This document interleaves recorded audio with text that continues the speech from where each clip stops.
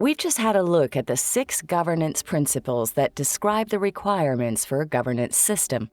Remember that these aren't detailed requirements. They're a set of 6 broad guidelines that help us understand, identify, and create the requirements for a governance system.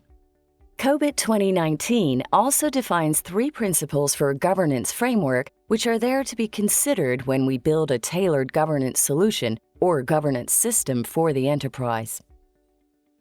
The 3 principles are, firstly, that a governance system should be based on a conceptual model. Secondly, be open and flexible. And finally, be aligned to other major standards. We'll explain each principle in more detail.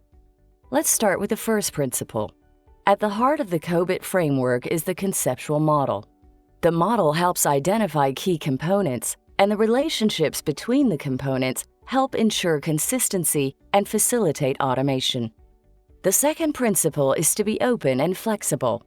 A governance framework must allow for the addition of new content and should be able to react to new issues as and when they emerge. A framework should not be too prescriptive. The final governance framework principle is that the system should be aligned with other major standards and regulations. Later on in this course, you will see how the 7 governance components also make reference to related guidance. It is really important that the governance framework doesn't repeat what is in existence already, nor should it contradict other guidance or standards. COBIT 2019 has been developed so that it can be used in conjunction with other standards, and in Module 1, we presented you with a list of these.